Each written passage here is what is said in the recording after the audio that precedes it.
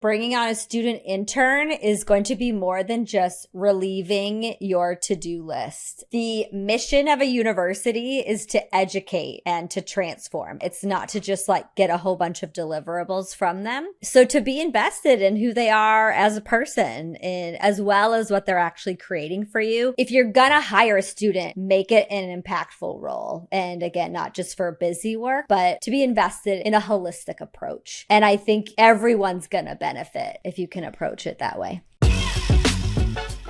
Hey, welcome to the Higher Ed Storytelling University podcast here on the B Podcast Network. This is a show dedicated to helping higher ed marketers tell better stories, create better content, and enroll more students. My name's John Azzoni.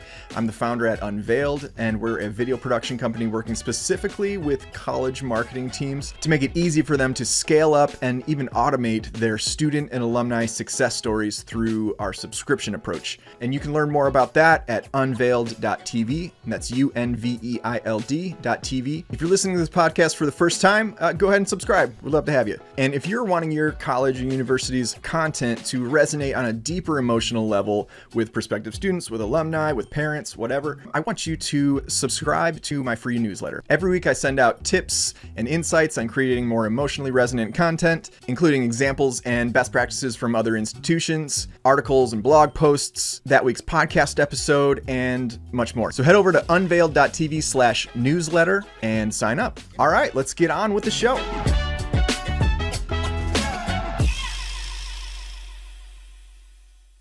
My guest today is Dr. Josie Ahlquist. Josie is a renowned expert in digital leadership, guiding educational leaders, organizations, and students through speaking, coaching, and consulting. Her practical and evidence-based frameworks empower clients to create tailored digital engagement strategies. Among many other things, in 2023, Josie was selected as a NASPA Pillar of the Profession, one of the highest honors for the field of student affairs. Josie is a 3-time LinkedIn top voice in education, has been recognized by EdTech Magazine as one of the top 50 must-read higher education technology blogs for 5 years. Her podcast, Josie and the Podcast, has been featured by the Chronicle of Higher Education and Inside Higher Ed. Her new book, Digital Leadership in Higher Education, Purposeful Social Media in a Connected World, was listed as an Amazon #1 new release for college and university student life. So, Josie, thank you for being on the podcast today. Yeah, thanks for having me. I did listen to your podcast today, and it's very good. I will say your personality comes across like so bubbly and just engaging. I was like, this is very fun to listen to. Oh, that means a lot. It has been an evolution. Well, not only just in the podcasting industry, which you're familiar with, but well, you must not have caught the one where I like broke down and cried. You really haven't podcasted until like you really show all of your emotions. But yeah, I'm really enjoying it, and it'll be coming back soon. One of the things I listened to the influencer marketing episode this morning as I was putting together my daughter's birthday present. Her birthday party's tomorrow. That's my major contribution to the birthdays is like putting stuff together. So I feel like, you know. Yeah, it takes a team. I am horrible at wrapping gifts. I don't know if that was involved, but no, just screwing stuff, just reading directions, screwing things together, the actual like, oh gosh, no, that would that takes patience. Yeah.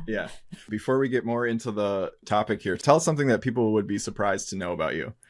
So I have a lot of secrets. I have a lot of surprises. I thought though, and I don't usually like just throw around this one because it feels, I don't know, but you are in video production. And so I thought you would appreciate this is I have been in a YouTube video that has been viewed millions and millions of times.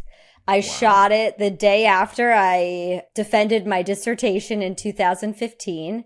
My husband is the co-creator of Epic Rap Battles of History. And so I was in one of their videos very briefly.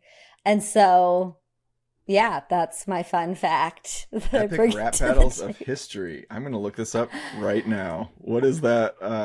They're cool entail? With your nephews and uncles and all kinds of people enjoy them. But yeah, they're a good time. Wow. And Epic rap battles. education. 14.9 million subscribers. Yeah, Wow. they've been at So it for a while. so is that like a major source of revenue, like income for you guys? Yeah, that's what he does now. He That's also owns amazing. an improv, well, not just improv, but a comedy club. That's where he was working at the time when the videos blew up. So, Wow, yeah. that's cool. In the profile picture of the episode, there's a guy with yellow sunglasses and then a guy with like a newsboy hat. Which one is your husband? Probably the newsboy. He doesn't, Pete's probably always in the glasses. Yeah. So, All right, cool. So today we're talking about involving students in the content creation process, which I think is a really great topic. I'm excited to learn more about. I know that's kind of like a hot topic for a lot of listeners to this podcast.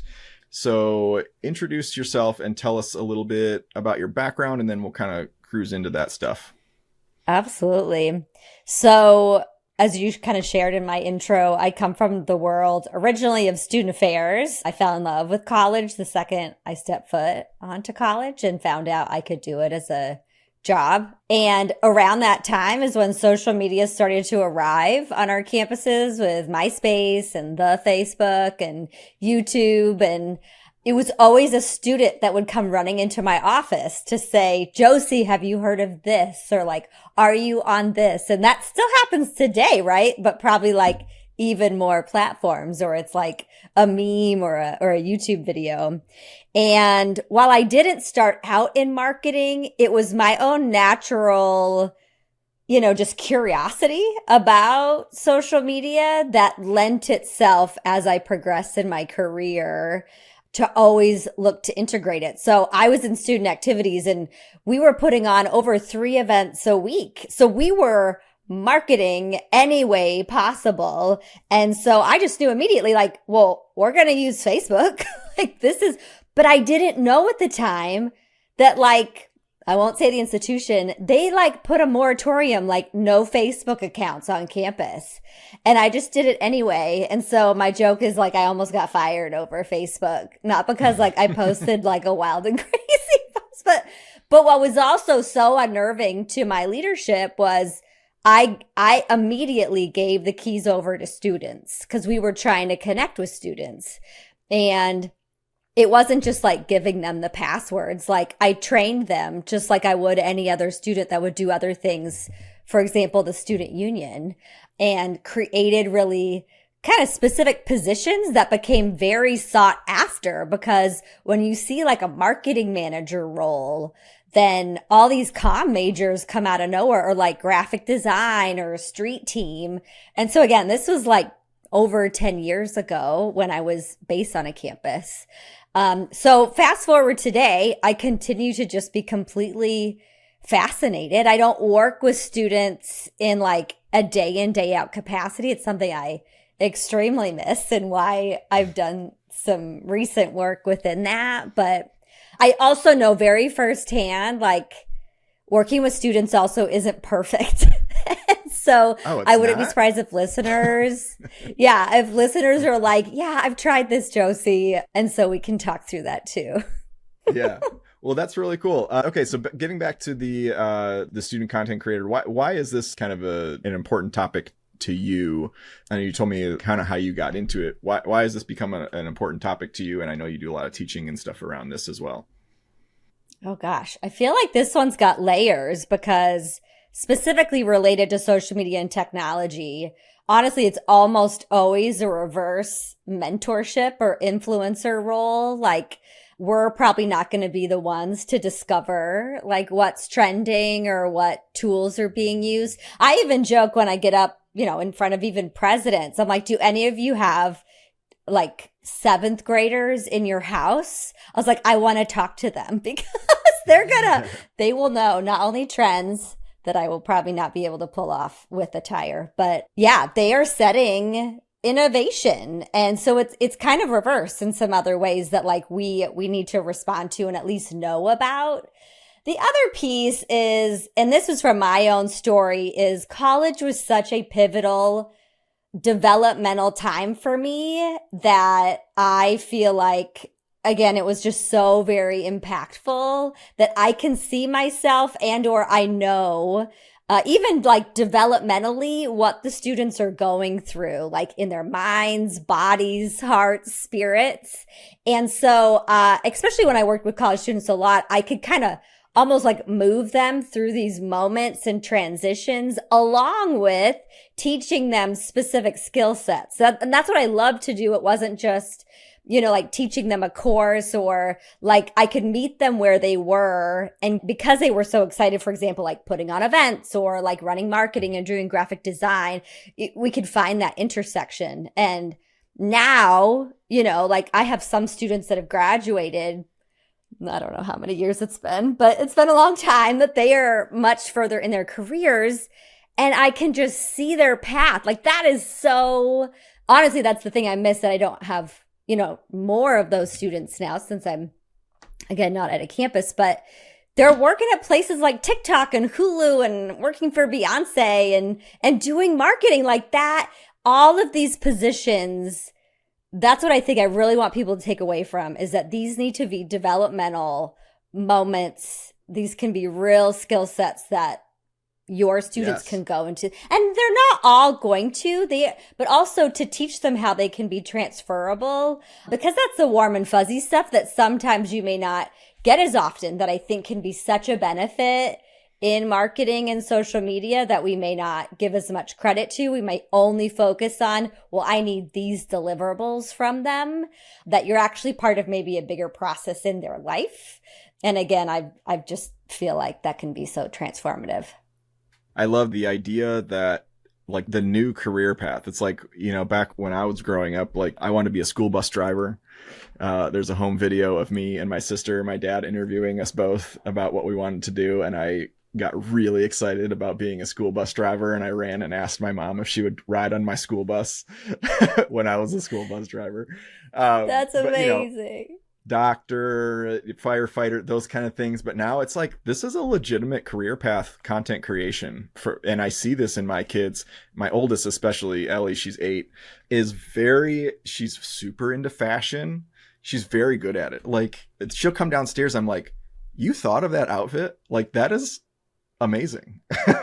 And like I think she gets it from in part from these YouTubers and stuff like that. Now I don't let her watch like TikTok and just like go rogue on YouTube shorts and stuff that come up on TV, but like she does follow these people that her age have millions of followers, these kid bloggers, these family vloggers, things like that. And she's watching people make a living off of this, and it's cool that, if not being some sort of, influencer or personality, the idea of taking a phone and just documenting something and injecting your personality into that and having that be a marketable skill is really interesting. Yeah. Well, a recent survey came out, like one of the top careers that kids are reporting they want to be is a YouTuber or influencer. And for some that sets off alarm bells, but they have obviously been influenced. Like, again, I'm not a parent. I could only imagine like all the tricks you have to have in your sleeves just to get through a day. But kids are given phones often early to explore, and hopefully with some measurements in place. But even my niece Maddie, she's playing YouTube. She's like, hi guys, today we're gonna, and like, she's just playing, and my sister-in-law's recording her, and it's so adorable, but also like, holy cow, like that behavior. Yeah. Oh my gosh. Some of the best videos of all time of my kids have been when they've been playing YouTube. My Ellie, my 8-year-old, she went through a period of like believing that there was an audience in the iPad, like they're like watching her live, and she would record this video, and it was just like, you'd see the things that went on in her head, like when no one was around, like she was just like fully herself, and she would like talk to her audience and talk about like things that were happening at school and things like that. And for one reason or another, she'd like show us, me and Laura, and You're her audience. and we'd save it. Once in a while, we'll watch back these videos, and we're like, this is so hilarious. But yeah, she's a trip. But so, okay, engaging students in the content creation process. You mentioned why that's important for you. And just so we can kind of bring some clarity to this, like, what does that look like? Like, talk about maybe a campaign. Like, let's just say, a school has like a brand ambassador program or something like that. Like, what are we talking about here? Are we talking about like, hiring them to create content? Are we talking about finding the influencers in that group? Like, just paint a picture of what this campaign could look like that we're talking about here today. I mean, we see a wide range of examples. I still see posts of someone saying, I finally got to hire my first student intern. So even just getting one student isn't easy and is something to celebrate. But we also see maybe institutions with more resources that have, like you said, ambassador program or an entire YouTube channel that is just students vlogging, or a TikTok channel that's completely, like student run. So there's, like kind of a spectrum, and I don't think there's like a one size model that fits. I would probably say it's heavily based upon what resources that you have and support for the concept. We still have a lot of executives that would be uncomfortable with giving students so much voice, especially if they are like CUNY, that is completely student run TikTok. Like, I don't think they get those approved. They just like post fully on their own. And sometimes they haven't gone great, at least in like a professional's perspective. They're like, what are they doing? But they also, when they hit. So it is, change management comes up so much in social media and marketing that we are kind of changing the definition of what it means to market, what it means to involve students in decision making, and being actually the face. Like, it might be better to put their faces on versus your president or, like your creepy mascot. Like, that's a big shift for people. Not all mascots are creepy, but some.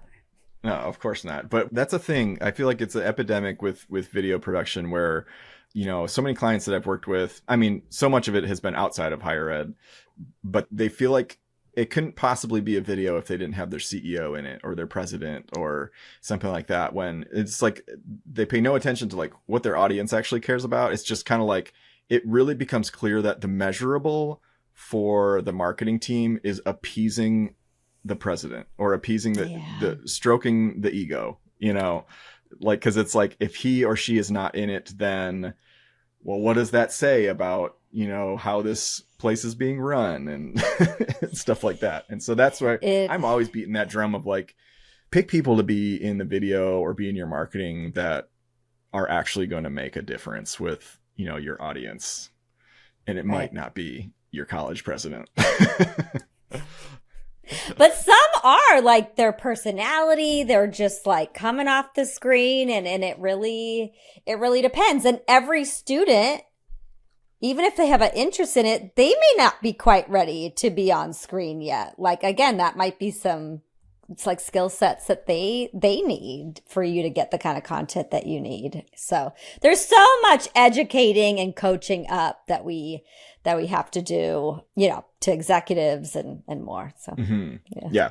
And speaking of education and coaching, you sent me a great list of just things that people listening to this might run into if they're wanting to embark on this effort of engaging students in content creation. So I thought we'd just kind of go through that and just riff on those. So the first one would be the fact that we only get this group of students for a short amount of time, maybe 3 years, sometimes only a few semesters. So tell me, just expand on that thought for me.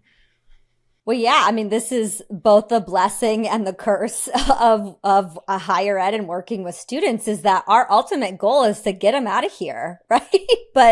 And you might find a student in their last year. And so you get them for a semester, maybe that full year. And so there is a unfortunate short cycle of like you almost already have to build in a plan to lose students. You want them to move on. You want them to get an internship at a company that they're going to get hired at right after school. So again, it situates these positions a little bit differently that, of course, like we are going to come to rely on any students that we hire, but there's a natural reality here that I don't want to call it a revolving door, because ideally you're able to retain students within a realistic period of time and provide progression along the way. But that will be one of the challenges that you face, is that they will eventually, in a shorter period of time, move on. Yeah.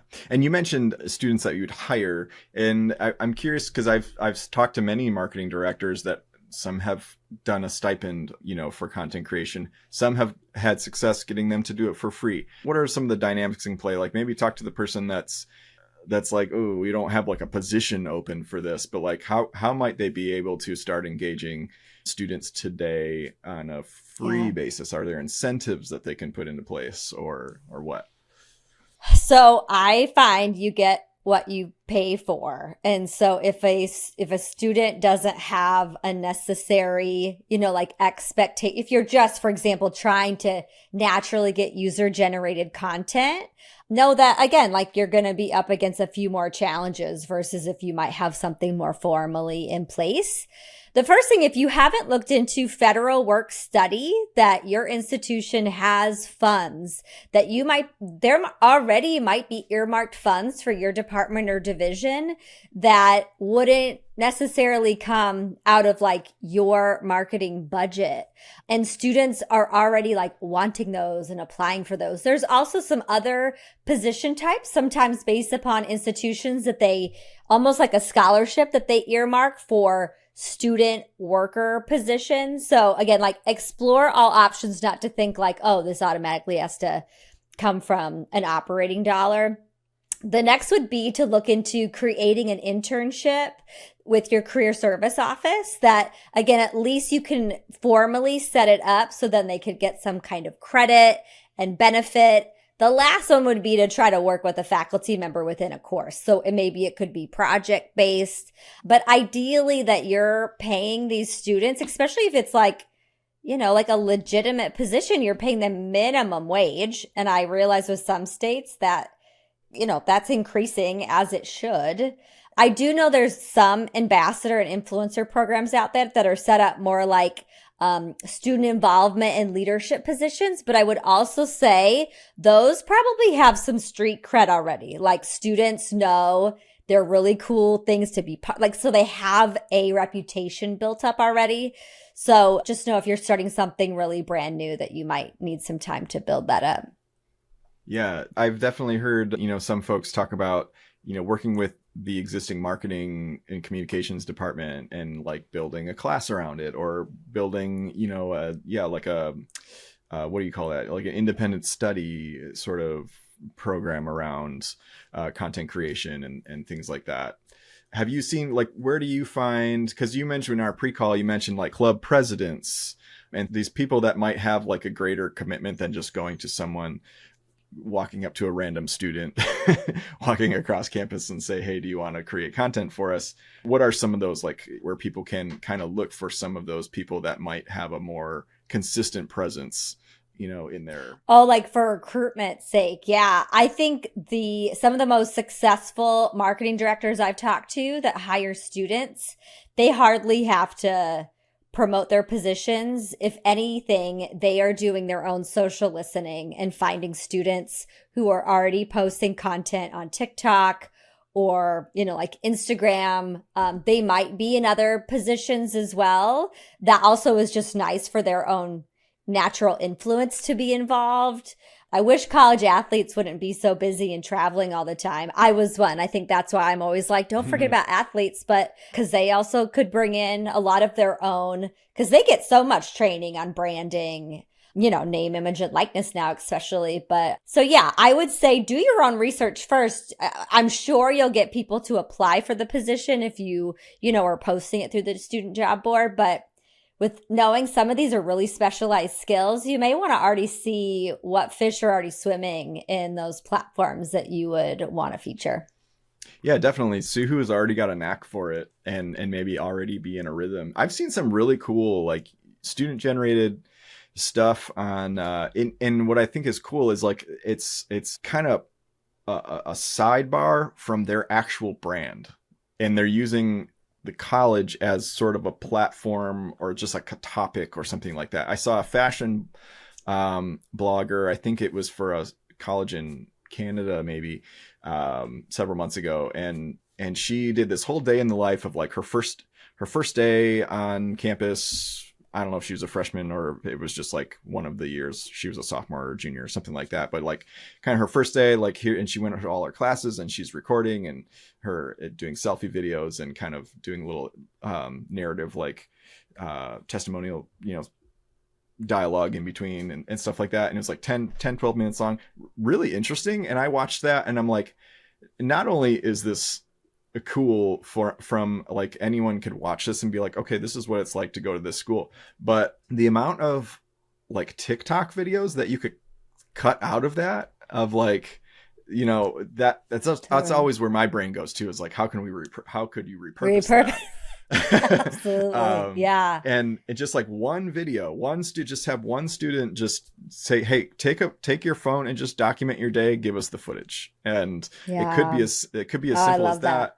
And you could get so much extra content out of it. But the interesting angle was that she had every outfit that she was wearing, she had an affiliate link in the YouTube description, and was like, if you want to buy any of these outfits, you know, click the link or whatever. And I'm like, that's really cool. Like if you could figure out how to crack that code of like tap into what do they already want to promote, you know, and how can you kind of sidebar, like sidecar or whatever the school in there as kind of like a unique way of like reaching a new audience or whatever.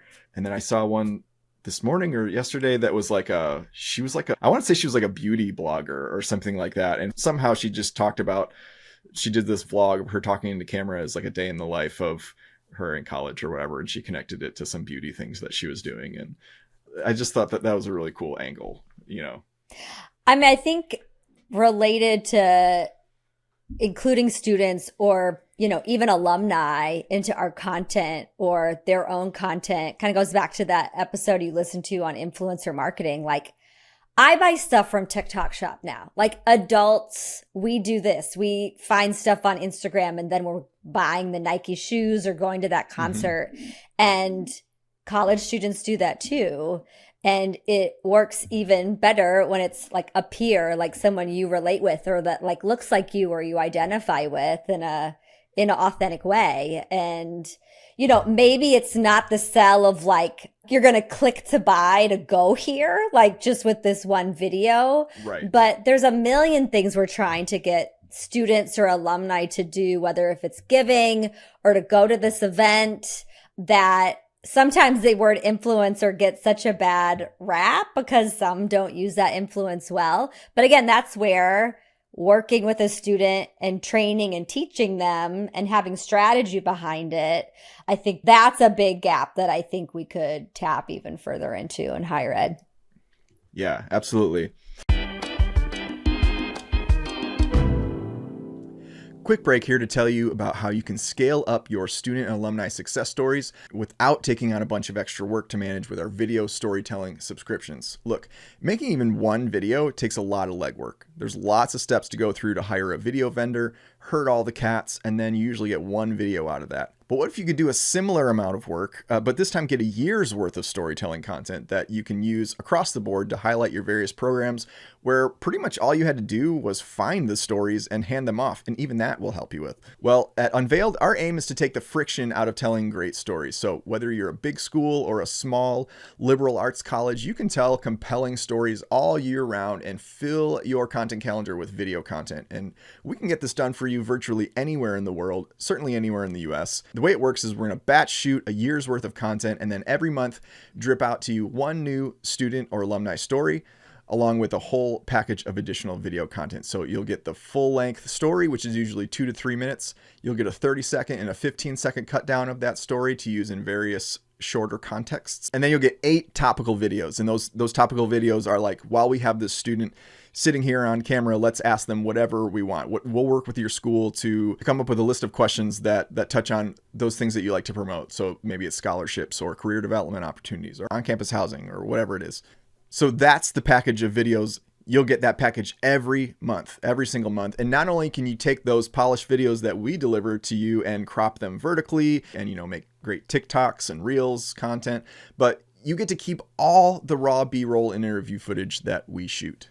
Imagine the possibilities of 12 students or alumni following them around for half a day in classes, in labs, in whatever other visual contexts. And that's just an entire library of B-roll that you get to use forever and repurpose at no extra charge. It's all included in your subscription. So head over to unveiled.tv, that's unveiled.tv, and check out our work. You can find pricing information there as well. And if you'd like to chat further, you can book a call with me on the website there, and I'd be happy to talk about how we might be able to support you and also answer any questions you may have.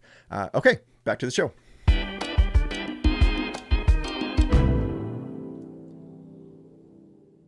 And getting back to kind of some of these hurdles that we were talking about. So for the people that are hiring maybe someone, an intern or some sort of professional job, this may be the first office or professional job that they've had. So are there some additional challenges that come along with that in addition to like helping them create good content? Yeah. I mean, what does it mean to reply to an email when your CMO is also CC'd? I know I needed to get coaching of like, Josie, stop using like a whole bunch of dots or, like the word professional also has some negative connotations. And so like professionalization or just what it means to work in a different work culture.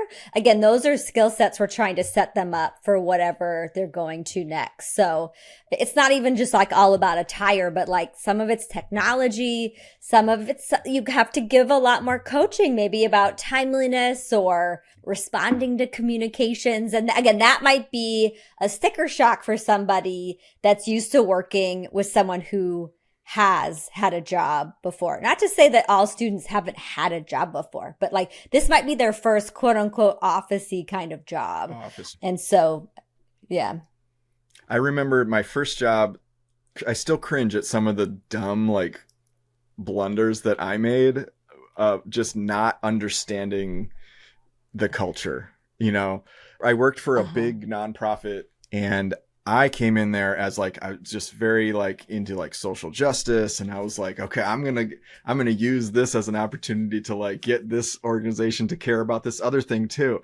And I like emailed the entire staff, including the CEO, and was like, this thing is really important. And my boss had to talk to me about how like, you don't just email the CEO. And now I look back, I'm like, what was I thinking? You're just so empowered. Yeah. Oh, I just my went goodness. in there, guns blazing. And I think I learned so much in that job about, corporate culture and how just the politics kind of work and stuff like that. And I think that's such a good skill because like, if you can learn it in college before you actually get on a real job, that's the best place to learn it, and so in addition to learning how to do your job of content creation, there is so much soft skills of like, timeliness with emails. What's a professional sounding email versus, how do you write in an email versus a text? And I'm sure that's not lost on people. You're not typing like you are, like the letter U, the letter R to say your, in a professional email, but yeah, I mean, there's a lot of stuff. I would imagine that there's expectations of time, like timeliness. I think for sure is one of those things, and not just like letting something sit there until you kind of feel, they're waiting on a response from you and stuff like that. Well, and I feel like some of it goes back to the skills the supervisor needs to have in supervision, period, but also specifically if you are supervising a college-age student And we've already talked about a few of those, like realities, but that skill set is something that you'll want to evolve and work with. And most universities have like career offices, student employment offices that, if you're looking for additional training, that might be a good spot for you. But also to think about how can you provide something even beyond the classroom for them. And it's going to be just in the way that you operate, but like what to expect at your first pitch meeting. Like I know a lot of marketing directors that like they'll have their students come in to do a pitch. Like cool to do that in a classroom, but also to do that in real time that you're going to then see it the next week in the TikTok feed. Like that's such great like experience that these students are getting. Or like, how do you create a storyboard? Maybe you're not in any of those majors or classes and you can actually realize this new skill that you're actually maybe really good at and into. Yeah. So, yeah. You just reminded me too of when you said pitch meeting and just like kind of an educational resource. One of my favorite master classes, like, that whole master class, like video series or whatever, there was one, and I'm blanking on the name of the agency that they come from, but they're the people that came up with the Got Milk campaign. Okay. And so they talk all about the Got Milk campaign and like Super Bowl commercials and their whole ideation process. And as a content creator, it was like so valuable. And they do a whole module on pitching your ideas and like, don't go into a pitch meeting like telling people how to feel like, oh, this is going to be really funny. You're going to love it and things like that. So even just, training materials that are already out there are there you go. Yeah, absolutely. Repurpose.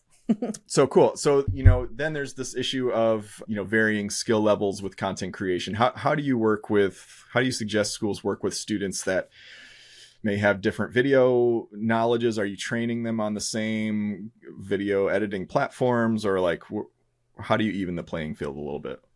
Yeah. Well, I know this kind of goes against like what we talked about earlier is like go out and find the students already creating the content. But even in that, just because they're doing that doesn't always apply immediately to your platforms and channels, right? Like how it means to create content for the campus brand is different than their own brand or platform, or the processes that are maybe involved behind it. Again, I would really encourage you to think of this in a developmental way, because I'm sure there might be students that are really excited, but they don't have a lot of skill sets. So how could you create a team model that allows for, and this model really worked for me because I would get them as freshmen and in like entry level. So I had like street team or like marketing assistants. And so they're also like able to be part of a team, get excited, get experience. So by the time they're sophomores, they're gaining experience, and now they're maybe in more like supervisor levels and creating content. So again, keeping them over time, because some of this stuff does take a little bit of time. But I would just say, don't assume. But it does also mean you've got to train students. A minimum what your brand, like what your brand is. Voice and tone is actually really difficult to train, and some of that will need to be on the go. But to plan that, the other commitment I think need to give to students is that you're going to need to give them your time. So maybe that's check-ins every other week in person where you just ask them, how's it going? How are you? Like not just about the content. And then there's also time for actually like one-on-one coaching. There's actually a student development theory called Sanford's theory of challenge and support. And this can kind of go against sometimes when we're so focused on deliverables and outcomes and metrics and marketing, that especially to a student in this developmental period of their life, if we are only challenging them, they may shut down. You actually may never see advancement. And it's honestly one of the simplest theories out there of like, try to have some balance, right? Yeah. Like the sandwich method, whatever you call it, like their growth is going to be substantial, but have kind of that lens behind it. The sandwich method, the positive, negative, positive feedback. Love that. Very familiar with that. So one of the other things too that you mentioned is that this is an opportunity for schools to really kind of carry through the values of their school, not just in hiring someone to do some sort of meet some sort of acute need for content creation, but really training them and really investing in them for the long haul, so that when they leave, they're able to function in the workplace and go be better content creators. Talk about just that need to be really investing in students. You've mentioned it a little bit, but yeah, just give us a little more about that. I guess it would just be the note that I would see bringing on a student intern is going to be more than just relieving your to-do list. That, like the mission of a university is to educate and to transform. And I know there's a zillion mission statements out there that probably say it a million different ways, but like you're part of that in marketing. And this is just one slice of that. It's not to just like get a whole bunch of deliverables from them. So to be invested in who they are as a person and as well as what they're actually creating for you, I guarantee it is going to pay off in a million ways if it's just for like a lifelong connection. But I wouldn't be surprised if then they're giving back to the institution when they're an alumni, or again, like they're able to hire someone because now they're working at some agency. Because what I do find though is some students have some pretty negative experiences working in a position on campus because they're kind of discarded in a way of like, we'll just do this dirty, like a go get my coffee kind of thing. And not like literally go get my coffee, but like if you're gonna hire a student, make it an impactful role. And again, not just for busy work, but to be invested in a holistic approach. And I think everyone's gonna benefit if you can approach it that way. Yeah, absolutely. This nonprofit job that I was working at, we had a business consultant come in and help us develop this program. And he was like, because we were in the midst of like thinking about hiring interns, he's like, you have to know that when you hire anyone, like you think that they're just going to come in and take work off your plate immediately, but there's such a dip like in onboarding that person. It's way more expensive and more time consuming and resource draining than you think for that person to actually get to the point where they're going to start taking stuff off your plate. So you have to like account for this major investment in really, really on-ramping that person. And then one of the other things you said, and we kind of touched on this a little bit, was, the need to teach students more than content strategy. So talk about, like, we already mentioned soft skills, but you mentioned here time and wellness. What's involved in those things? Right. So, well, you've got your own platforms of like the emotional curve of like being on Instagram. But when you're running a brand account, and the social media managers listening are going to get this. Like you see it all. You see the tags, you see the comments.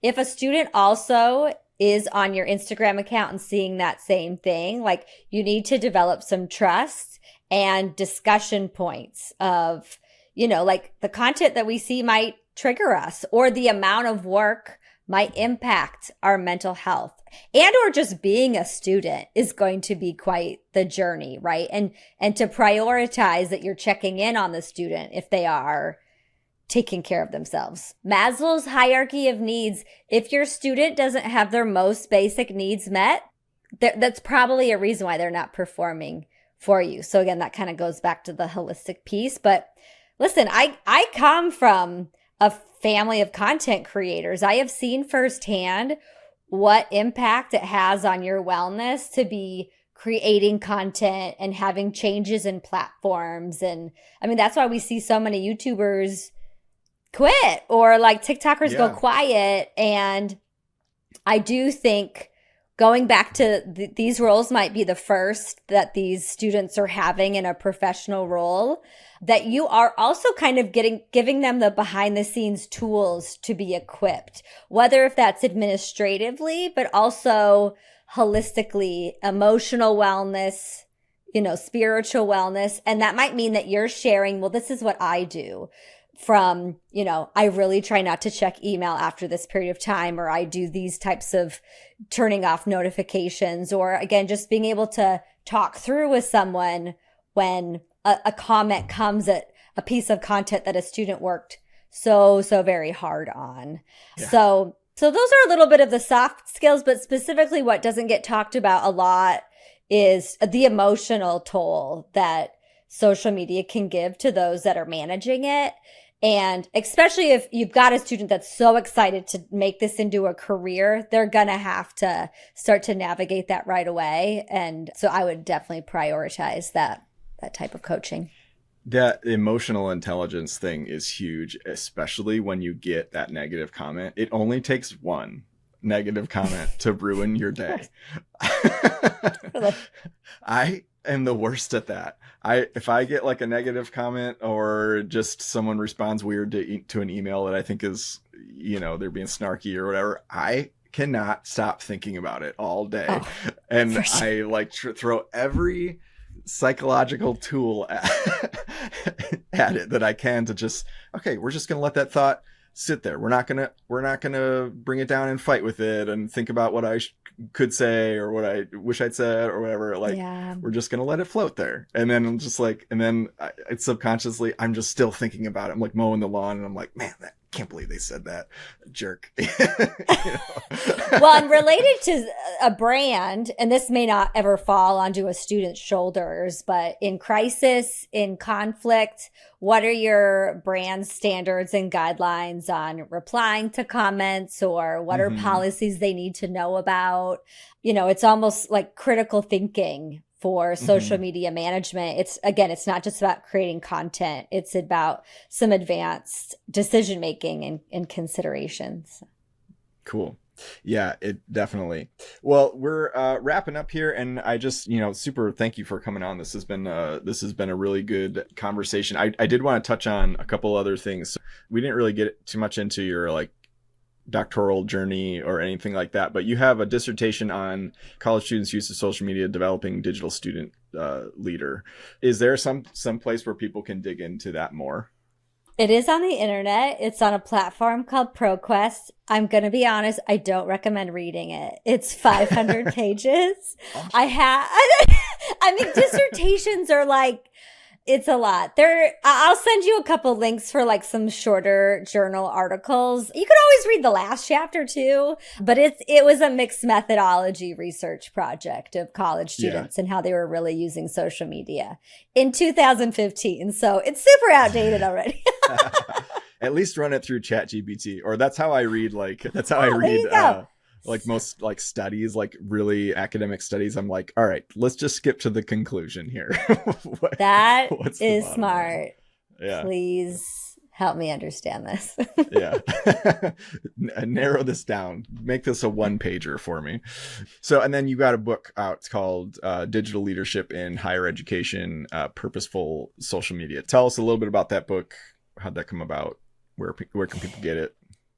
Yeah, so you can buy it everywhere. I mean, not in Barnes and Nobles, but, like internet, Amazon, all those goodies. This was the result of my research on campus leaders and their use of social media. So a lot of case studies, a lot of frameworks for whether you want to be an executive or you are one, about how you can show up and not just, go viral and be on brand, but actually be authentic and resonate, especially for students. And so there's lots of that one is also pretty long, but there's pictures and stuff. So that okay, that's good. Cool. Well, awesome. And I do suggest people listening to this, go check out Josie's podcast, Josie and the Podcast. Yep. And I had a little brain, was did I say the right thing? But the one on the influencer marketing is a great piggyback, I think, off this episode, because it goes into, you go into a lot of really kind of how to engage mega influencers, how to build campaigns and come up with agreements with them and expectations and things like that, and nano influencers and all these levels of influencers that I thought was super interesting. So definitely go listen to that, subscribe to the podcast. And is there anywhere else where people should look to find you at? I'm everywhere on the internet. I live in LA. If you're ever out here, let me know. I have a new program for college students. It's called the Student Social Media Academy. It kind of fills the need of like having students coming in and out a ton and you needing to train them. We kicked it off last month. We've got about 100 students from all over the country. It's a self-paced course, and then we have Discord. So we are teaching the skill sets, the core skill sets that students need to get going right away, from brand guides to content creation and analytics. So check that out. I'd love to have your students in there. Cool. Where can people check that out at? That's at my website, josieahlquist.com, and just search for Student Academy. Okay, cool. Awesome. Well, Josie, this has been great. I super appreciate you gracing us with your presence and giving us your your insight into this topic. It's great having you. My pleasure. Thanks for having me. Thanks for listening. 3 things I want to give you before you go. Number 1, reminder to sign up for my free weekly newsletter, all about creating content that resonates emotionally with your audience. And you can do that at unveiled.tv/newsletter. Unveiled is spelled UNVEILD. Number 2, if you've enjoyed this episode, share it with someone. Share it with your team, your boss, your dog, whatever. And if you're not already subscribed, I'd love for you to do that. Number 3, reach out to me. If you have comments, questions, you want to talk about a video project, whatever, my email is john@unveiled.tv. John is spelled JOHN. Or follow me on LinkedIn. If you're searching for me, my last name is spelled AZONI. That's all for today, and I look forward to catching you on the next episode of the Higher Ed Storytelling University podcast. Thanks.